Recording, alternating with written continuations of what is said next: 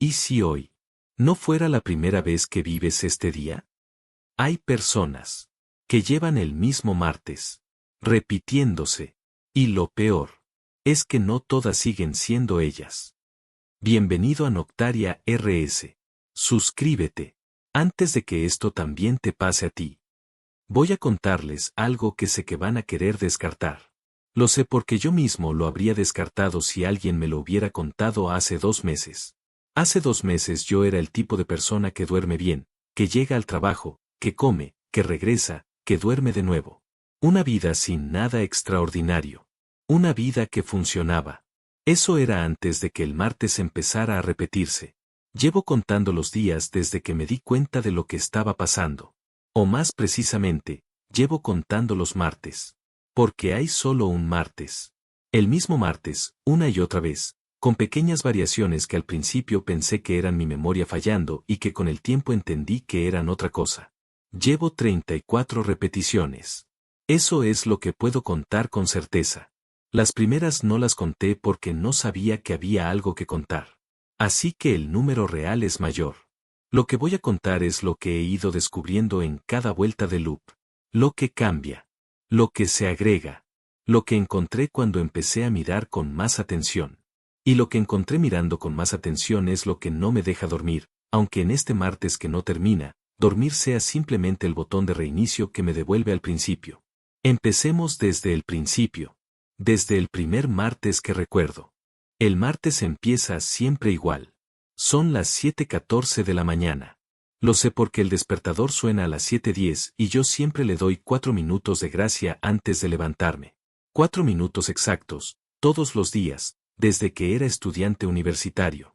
Es uno de esos hábitos que uno no recuerda haber adoptado pero que simplemente están ahí, parte de lo que uno es. Me levanto. El cuarto es el mismo, la grieta pequeña en el techo sobre la cama, la mancha de humedad en la esquina derecha de la ventana que lleva meses sin atender, la luz de las 7:14 de noviembre entrando por las persianas en franjas exactas. Me paro frente al espejo del baño. Me veo. Me cepillo los dientes. Me ducho. Me visto. El desayuno es café negro y un par de tostadas. Lo preparo mientras escucho las noticias en la radio, que son las noticias de siempre. El tráfico en el periférico está congestionado en el tramo norte, hay una manifestación que bloquea una avenida en el centro, el pronóstico del tiempo indica cielo nublado con posibilidad de lluvia por la tarde. Las mismas noticias que escuché ayer. O más bien, las mismas noticias que escucharé mañana, y pasado, y el siguiente. Aunque todavía no lo sé. En este primer martes que recuerdo todavía no sé nada. Salgo a las 8:05. El aire de noviembre tiene esa calidad específica de los días que van a llover pero que todavía no llueven, húmedo, con el olor a tierra que está por mojarse. El vecino del 3B está sacando su basura cuando salgo, como siempre. Le digo buenos días. Me dice buenos días. Bajo las escaleras. Llego a la calle. El trabajo es lo que es el trabajo. 8 horas frente a una pantalla en una oficina de tamaño mediano donde nadie habla mucho porque cada quien está metido en su propia pantalla y en sus propios asuntos. Almuerzo con el mismo compañero de siempre, Diego, que ese día está hablando del partido de fútbol de la noche anterior. Asiento en los momentos correctos. Como mi sándwich. Regreso a la pantalla. A las 6 de la tarde salgo. Pasa lo mismo que en la mañana pero al revés. El vecino del 3B ya no está con la basura, pero el olor a basura reciente en el pasillo me indica que hace poco que pasó. Subo las escaleras. Abro el departamento. Me sirvo algo de comer. Veo una hora de televisión. Apago todo. Me meto a la cama. Duermo. A las 7:10 el despertador suena. La primera vez que ocurrió eso, que el despertador sonó a las 7:10 de nuevo después de haberme dormido, lo procesé como algo completamente ordinario. Me había dormido, había soñado, el despertador me devolvía al mundo. Lo que tardé en notar fue que el sueño no había dejado residuo, que no tenía el peso borroso de haber dormido y soñado sino la claridad de alguien que acaba de cerrar los ojos y los abre de nuevo. Y que el vecino del 3B estaba sacando la basura otra vez. Y que las noticias de la radio eran exactamente las mismas. Y que cuando llegué al trabajo, Diego empezó a contarme el partido de fútbol de la noche anterior. El mismo partido. Las mismas frases. La misma inflexión en la voz cuando llegó al gol del minuto 87. Pero eso fue el segundo martes. Y en el segundo martes todavía pensé que era yo. Lo que empezó a cambiar en el tercer martes fue algo tan pequeño que casi lo paso por alto. Casi. El tercer martes noté la taza. Mi taza de café de la mañana es siempre la misma, una taza azul con el logotipo desgastado de una empresa donde trabajé hace años. La tengo por costumbre, no por afecto. Es la que siempre está en el escurridor cuando la necesito. El tercer martes la taza no estaba en el escurridor. Estaba en el gabinete. No en el lugar donde normalmente la guardo, sino en el siguiente estante, junto a los vasos que casi nunca uso. La saqué. La usé. El café supo igual. El día siguió igual. Me dormí. Desperté. El cuarto martes la taza estaba de vuelta en el escurridor. Eso fue lo que me hizo empezar a llevar registro. No el hecho de que el día se repitiera, que todavía podía explicar de maneras que me dejaban dormir, sino el hecho de que algo dentro del día cambiaba. Si era siempre el mismo día, la taza debería estar siempre en el mismo lugar. Que no lo estuviera significaba que algo tenía agencia dentro de la repetición. Que algo la movía. Empecé a escribir en mi teléfono. No un diario, nada elaborado. Solo notas cortas con las diferencias que encontraba en cada vuelta. Pequeñas variaciones que al principio parecían aleatorias y que con el tiempo empezaron a revelar un patrón. Vuelta 4. La grieta del techo es ligeramente más larga. Medio centímetro, quizás. Lo sé porque la miro cada mañana desde que estoy acostado y la conozco como conozco la palma de mi mano. Vuelta 5. Diego no menciona el partido. Habla del tráfico. El resto del día es idéntico, pero ese detalle no está. Como si alguien hubiera editado ese segmento. Vuelta 6. El olor del pasillo cuando regreso del trabajo no es a basura reciente. Es a algo que no reconozco inmediatamente y que cuando lo pienso más tarde identifico como a tierra mojada. Como el olor del exterior de la mañana, pero adentro. En el pasillo cerrado del edificio. Vuelta 7. Al despertar, antes de abrir los ojos, tengo la certeza clara de que hay alguien en el cuarto. Abro los ojos. No hay nadie. La certeza desaparece en el momento de ver que el cuarto está vacío. Pero estuvo ahí, sólida y específica, durante los segundos entre el despertador y abrir los ojos. Vuelta 8. La certeza dura más. 4 o 5 segundos después de abrir los ojos. Miro el cuarto. Vacío. Pero la sensación no se va de golpe sino que se retira lentamente, como algo que da un paso atrás en lugar de desaparecer. En la vuelta 9 empecé a tener problemas con la memoria. No de los recuerdos del día, que seguían siendo perfectamente claros. De mis recuerdos anteriores al loop.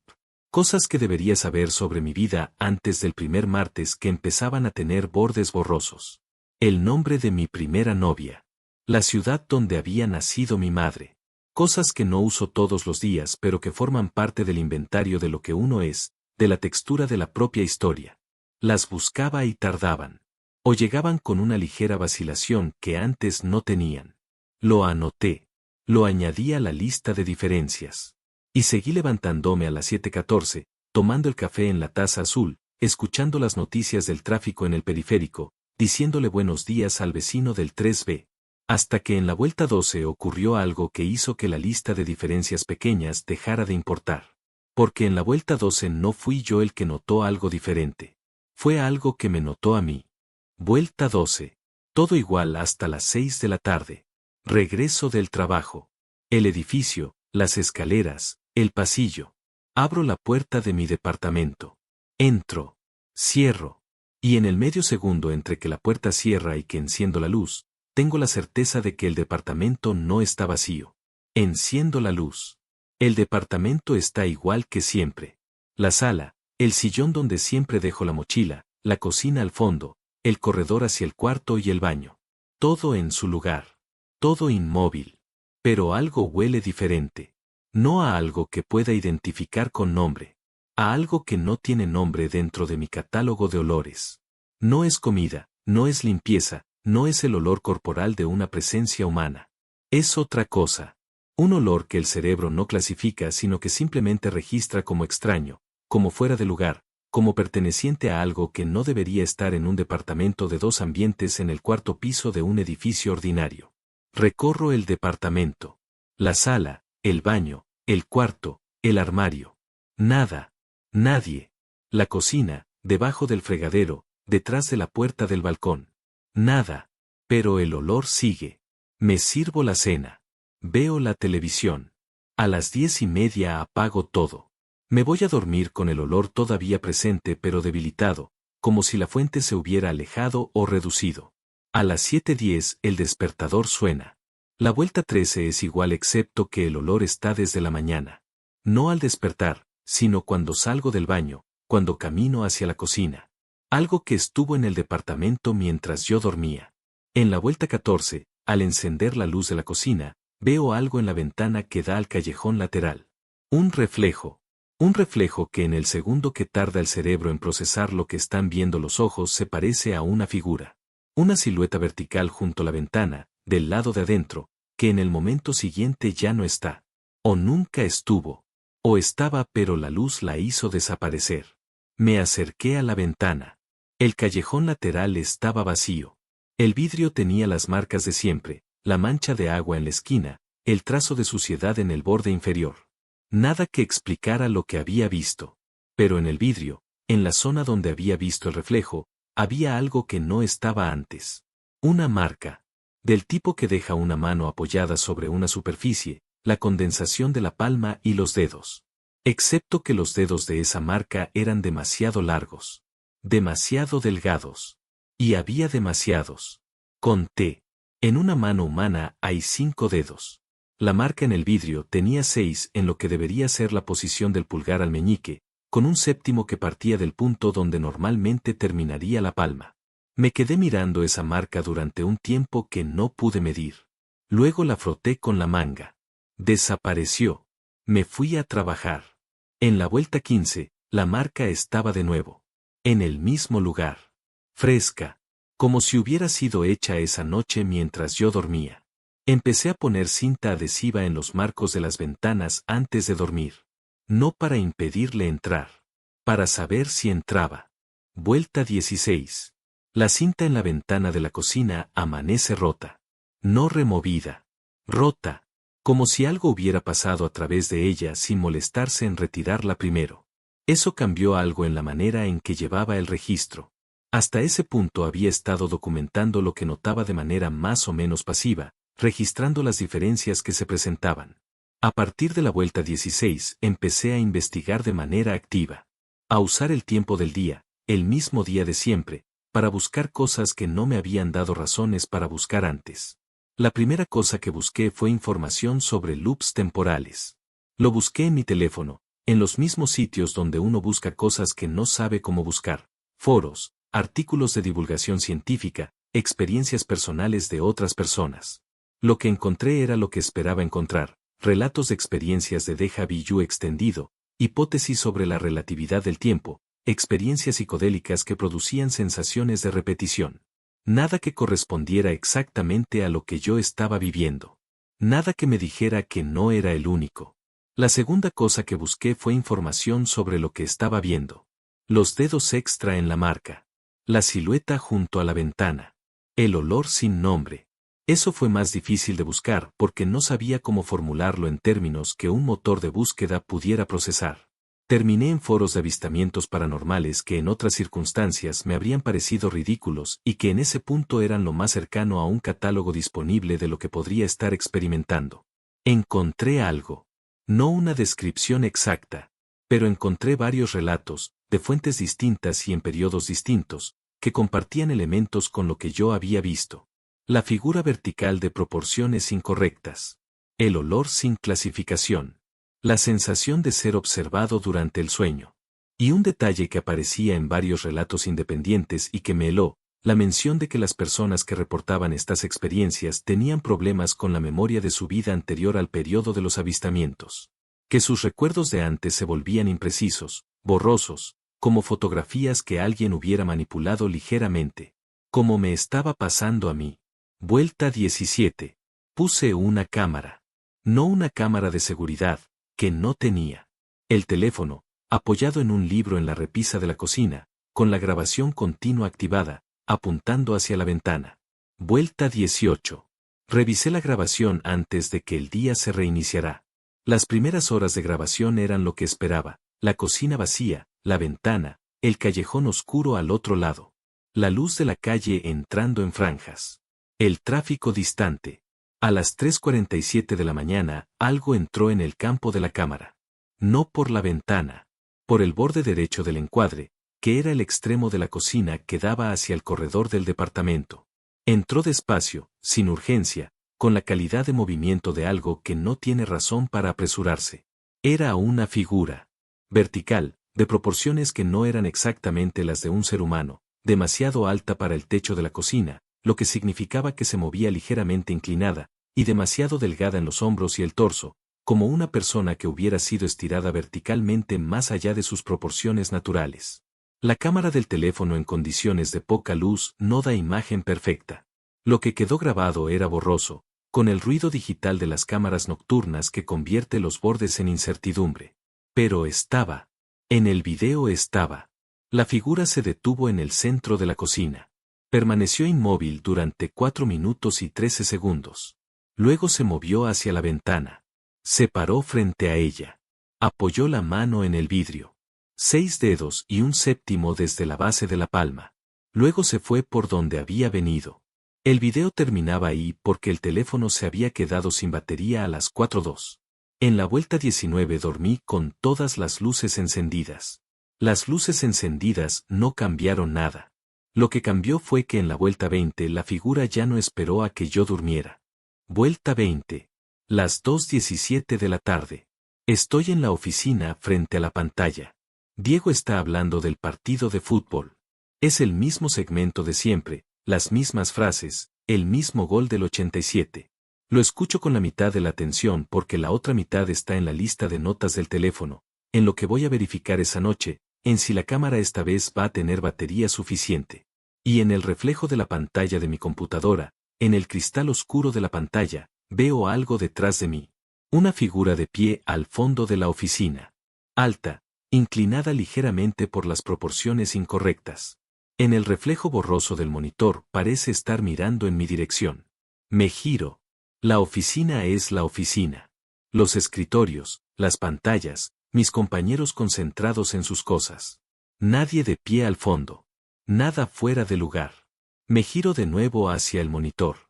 El reflejo no muestra nada excepto la oficina vacía detrás de mí. Diego sigue hablando del gol del minuto 87. En las vueltas siguientes, 21, 22 y 23, lo veo en reflejos. Siempre en reflejos, nunca directamente. El vidrio de la ventana del trabajo. El espejo del baño en el instante antes de que la luz se encienda del todo. El escaparate de una tienda cuando paso caminando por la calle. En todos los casos, una fracción de segundo, la figura alta e inclinada en algún punto detrás de mí. En todos los casos, cuando me giro, nada. La vuelta 24 fue diferente porque no fue un reflejo. Estaba en el departamento, eran las 11 de la noche, ya había apagado la televisión y estaba caminando hacia el cuarto. El corredor del departamento tiene 2 metros de largo, suficiente para que quepan la puerta del baño a la derecha y la del cuarto al fondo. Un espacio que recorro varias veces al día sin pensar en él. Esa noche, a mitad del corredor, me detuve. No porque hubiera decidido detenerme. Mi cuerpo se detuvo solo, con la urgencia automática de algo que procesa una amenaza antes de que la conciencia tenga tiempo de nombrarla. Al fondo del corredor, frente a la puerta de mi cuarto, había algo. No en un reflejo. No en el vidrio de nada. En el corredor, directamente, a 4 metros de distancia, con la tenue luz que llegaba desde la sala iluminándolo parcialmente. Era la figura. En persona. Sin la mediación de ninguna superficie reflectante. Alta, inclinada, con proporciones que el cerebro tardaba en procesar como figura porque no correspondían a ninguna categoría animal disponible. Las extremidades eran largas, los ángulos de las articulaciones estaban ligeramente mal, como si la geometría del cuerpo hubiera sido diseñada por alguien que conocía la forma humana pero no la mecánica que la hace funcionar. No tenía cara visible. O más precisamente, La zona donde debería estar la cara estaba orientada hacia mí, pero no había suficiente luz para distinguir rasgos. Solo la orientación, que era inequívoca. Estaba mirándome. Duramos así, los dos inmóviles, durante un tiempo que fue simultáneamente muy corto y muy largo, de esos tiempos que el miedo estira sin que uno pueda hacer nada al respecto. Luego di un paso atrás. Y la figura hizo algo que no esperaba, inclinó ligeramente la cabeza. No como gesto de amenaza, como gesto de observación, como alguien que ajusta el ángulo de visión para ver mejor algo que le interesa. Llegué a la pared de la sala sin haber dejado de mirar el corredor. Encendí todas las luces. Cuando la luz del corredor se encendió, no había nada. Me quedé sentado en el sillón de la sala con todas las luces encendidas hasta que el sueño me venció. El sueño me venció a las 4:20 de la mañana. A las 7:10 el despertador sonó. En la vuelta 25 encontré algo en las notas de mi teléfono que yo no había escrito. Vuelta 25. 7:14 de la mañana. Grieta en el techo, franjas de luz, el cuarto igual que siempre. Tomo el teléfono para revisar las notas que llevo desde la vuelta 4. Las reviso cada mañana como parte de la rutina de Loop, para verificar que sigue igual y que ha cambiado. Las notas son mías, mi letra de pantalla, mis formulaciones, mis abreviaciones de palabras que solo yo uso cuando escribo rápido para mí mismo. Hay una nota nueva al final de la lista. No la escribí yo. Está en el mismo formato que las otras, con el mismo tipo de letra del teclado del teléfono. Pero el contenido no es mío. No en el estilo ni en lo que dice. Dice esto: asterisco, sabemos que estás llevando registro. El registro es parte del proceso. No interfieran con el sujeto hasta que el ciclo alcance saturación asterisco. Lo leí 3 veces. No interfieran. Plural. Había más de uno. Sujeto. Así me llamaban. No persona, no individuo. Sujeto, la palabra que uno usa en investigación cuando habla de lo que está siendo estudiado. Ciclo hasta saturación. El loop no era un error ni un fenómeno aleatorio. Era un ciclo con un propósito. Y tenía un punto de llegada que ellos llamaban saturación y que yo no podía definir, pero que no sonaba como algo que fuera a ser bueno para mí cuando llegara. Guardé el teléfono. Fui al baño. Me miré en el espejo. La persona que me devolvía la mirada era yo. Reconociblemente yo, con los rasgos de siempre. Pero había algo que no era normal y que tardé varios segundos en identificar precisamente porque era sutil: mis ojos. No el color ni la forma. La expresión. Los ojos en el espejo tenían la expresión de alguien que está asustado, que es lo que correspondía a lo que estaba sintiendo. Pero también tenían algo más.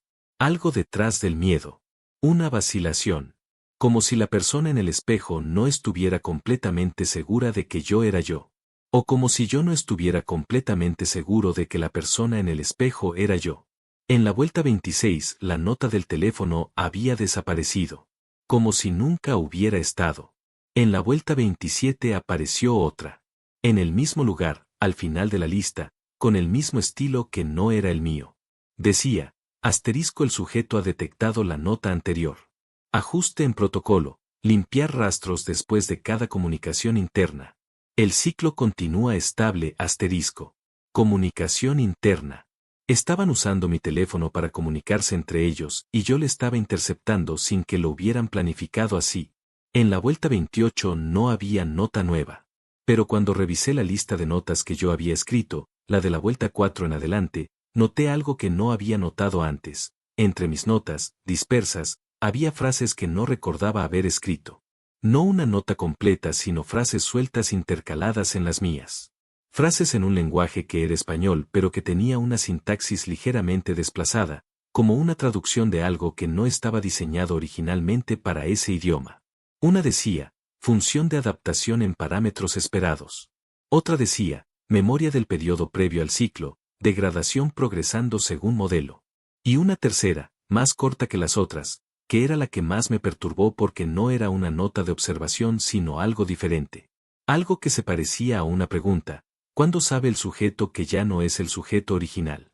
Tardé 2 vueltas más en entender lo que esa pregunta implicaba.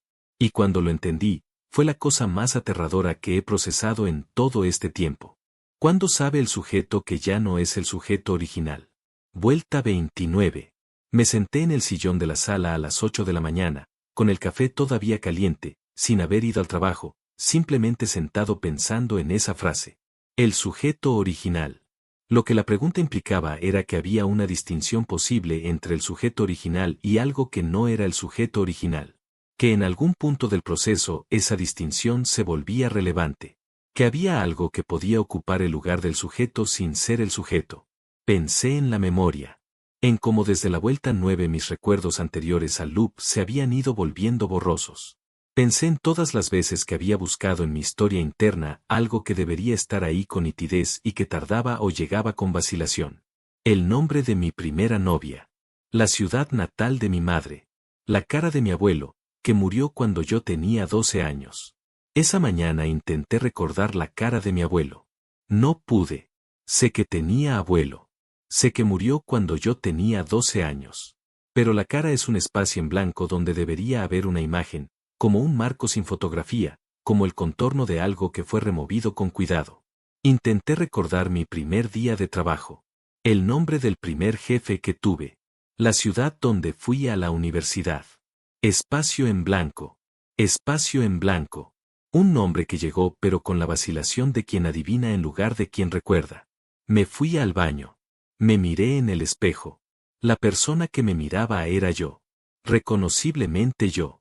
Pero ahora la pregunta que tenía era una que no había tenido antes. ¿Cuánto tiempo lleva siendo yo? ¿Desde cuándo exactamente? ¿Desde el primer martes? ¿Desde antes del primer martes? ¿Hay un punto en mi historia que pueda verificar de manera independiente, que no dependa solo de lo que mi memoria dice que ocurrió? No tenía manera de responder eso. En la vuelta 30 no fui al trabajo. Me quedé en el departamento buscando cosas que verificaran quién era antes del loop. Fotos en el teléfono, las había, pero al revisarlas con atención noté algo. Las fotos más antiguas, las de más de 2 años atrás, tenían una calidad diferente a las más recientes. No en términos técnicos de cámara. En términos de contenido, eran fotos de lugares, de comida, del cielo, de cosas. Las más recientes también, pero las antiguas no tenían personas. Ni una sola foto con personas en los archivos que supuestamente llevaba más de 2 años acumulando. Busqué mensajes. Los mensajes de texto más antiguos comenzaban exactamente un martes de noviembre de hace 2 años. Como si el teléfono, como si la historia digital de esta persona que soy, comenzara exactamente ahí. ¿Cuándo sabe el sujeto que ya no es el sujeto original? Vuelta 31. Encontré una nota nueva en el teléfono. Decía, asterisco el sujeto está llegando a la conclusión. Preparar protocolo de cierre de ciclo asterisco. Protocolo de cierre de ciclo. El loop iba a terminar. Algo en lo que yo hacía o descubría estaba acercando el final del proceso. Y yo no sabía si eso era bueno o malo. En la vuelta 32 lo vi de frente por primera vez. Con luz. Con tiempo suficiente para ver lo que era. Y lo que vi cambió todo lo que pensaba que estaba pasando. Vuelta 32. Las 3 de la tarde. Estoy en el departamento porque ya dejé de ir al trabajo en las últimas vueltas. El trabajo ya no importa. El trabajo es parte del escenario de loop, no es real en ningún sentido que importe ahora. Estoy en la sala con las notas abiertas en el teléfono cuando la puerta del corredor, la que da hacia el cuarto, se abre despacio. Y la figura entra a la sala. A plena luz de la tarde. Sin la mediación de un reflejo, sin la oscuridad que distorsiona. Completamente presente en el mismo espacio que yo, a 3 metros de distancia, con la luz de noviembre entrando por la ventana iluminándolo todo. Es alto. 2 metros y algo, inclinado hacia adelante en los hombros porque de otra manera no cabría bajo el techo. Las proporciones del cuerpo son las que había visto en los reflejos, demasiado largo en las extremidades, con los ángulos de las articulaciones ligeramente desplazados, como si las rodillas y los codos giraran unos grados más de lo que deberían girar. La piel, si es que es piel, tiene una textura que a esta distancia y con esta luz puedo ver con claridad, no es como la piel humana. Es más uniforme, sin los pequeños relieves y variaciones que da el tiempo en un cuerpo. Como algo que imita la piel pero no la ha vivido. La cara. Tiene cara. Ojos, nariz, boca en las posiciones correctas. Pero los ojos son demasiado grandes en relación a los demás rasgos, y tienen un iris que no es del color que debería ser un iris humano sino de un amarillo muy pálido, casi blanco, que en la luz de la tarde hace que parezca que la pupila flota en una superficie sin fondo. Me está mirando. No con amenaza. Eso es lo que más me descoloca, no hay amenaza en esa mirada. Hay algo que es más parecido a la atención cuidadosa de alguien que observa algo importante. La misma inclinación de cabeza que vi en el corredor aquella noche, el ajuste del ángulo para ver mejor. Estudiando. Me está estudiando de la misma manera en que un científico estudia algo bajo un microscopio. Con interés genuino y sin ningún componente emocional que lo complique. Le hablo. Es la primera vez que intento hablar con él directamente. Le pregunto qué quieren. Le pregunto qué soy para ellos. Le pregunto cuándo termina esto. No responde. Inclina la cabeza al otro lado, registrando las preguntas, y luego saca el teléfono del bolsillo. Su teléfono, que es idéntico al mío. Escribe algo. Mi teléfono vibra en mi mano. Abro la nota nueva. Dice, cuando terminemos de entender qué hace que funciones, sabremos cómo hacer que el siguiente funcione mejor. Lo miro. Él me mira. Le pregunto, ¿el siguiente qué? Inclina la cabeza. Escribe. Mi teléfono vibra. La nota dice, el siguiente tú. Y entonces entendí por qué mis recuerdos anteriores al loop no estaban. Porque las fotos antiguas no tenían personas. Porque la pregunta era cuando sabe el sujeto que ya no es el sujeto original. No soy el primero. Eso es lo que la nota me decía sin decirlo con esas palabras. No soy el primero en este departamento, en este martes, en este loop. Soy una versión. Una iteración de algo que han estado refinando, que han estado ajustando vuelta a vuelta, que han estado estudiando hasta que funciona suficientemente bien como para que sirva de base para la siguiente versión. El sujeto original, al que se refería la nota de la vuelta 29, era alguien que estuvo antes que yo, que vivió este mismo martes hasta que el ciclo alcanzó saturación y fue reemplazado. Por mí. Por esta versión que es suficientemente parecida al original como para no notar la diferencia, suficientemente diferente como para que ellos puedan seguir aprendiendo. Y yo voy a ser reemplazado también. Cuando el ciclo alcance saturación. Cuando hayan aprendido de mí lo que necesitan aprender para hacer que el siguiente funcione mejor. ¿Mejor para qué? Eso tampoco lo sé. No me lo dijeron. La nota no lo especificaba. En la vuelta 33 no estuve solo todo el día. La figura estuvo presente en el departamento, no ocultándose ya, simplemente ahí, moviéndose por los espacios con la calma de algo que ya no necesita esconderse porque el sujeto ya sabe lo que hay que saber. Tomaba notas. En el teléfono, en papel, en algo que sacaba del bolsillo que no era exactamente papel pero que servía la misma función. Registrando lo que yo hacía, cómo reaccionaba, cómo procesaba lo que sabía. Estudiando cómo funciona un ser humano que sabe que es una copia estudiada por algo que va a reemplazarlo con una mejor copia. La respuesta a esa pregunta resultó ser, mal. Funciona muy mal. Hay pánico, hay negación, hay un periodo de inmovilidad que debe haber sido decepcionante para quien toma notas porque simplemente me quedé sentado sin hacer nada durante varias horas. Hay intentos de escapar del departamento que no llevan a ningún lado porque el loop se reinicia si uno va demasiado lejos o si pasa demasiado tiempo fuera del rango del ciclo. Lo descubrí en vueltas anteriores cuando intenté quedarme despierto toda la noche o cuando intenté no volver al departamento. Y hay esto, hay la necesidad de escribirlo. De dejarlo en algún lugar. De que alguien sepa. No para ser rescatado. Ya pasé el periodo en que pensé que podía ser rescatado. Sino para que alguien sepa qué ocurre. Que hay vueltas. Que hay versiones. Que el martes que vive alguien en algún departamento ordinario puede no ser el primer martes de esa persona, aunque esa persona tenga todos los recuerdos de una vida que la hace sentir que si es la primera vez. Para que si alguien empieza a notar que el día se repite, que la memoria de antes del loop se vuelve borrosa, que hay una marca de demasiados dedos en la ventana, sepa que no está perdiendo la razón. Y sepa también lo que yo sé ahora, que no es el primero. Vuelta 34. Esta vuelta. La que estoy viviendo mientras escribo esto y que va a reiniciarse cuando me duerma, borrando las notas del teléfono como borró las anteriores, pero que quizás este documento, llegue a algún lugar antes de que eso ocurra. Porque algo cambió esta vuelta. Una cosa pequeña. La figura, que esta mañana está sentada en el sillón de la sala tomando sus notas con la misma calma de siempre, hizo algo diferente cuando entré a la sala con el café. Me miró. No con la mirada de estudio.